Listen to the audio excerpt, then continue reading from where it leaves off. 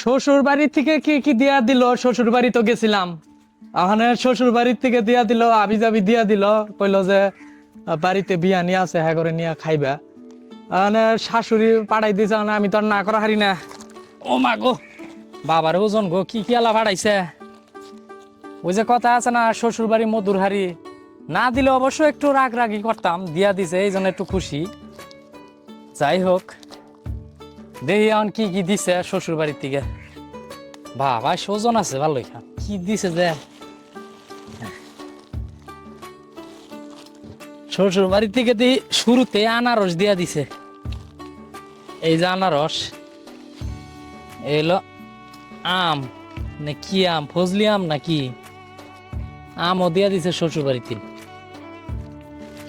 কাঁঠালও দিছে দেখি আবার।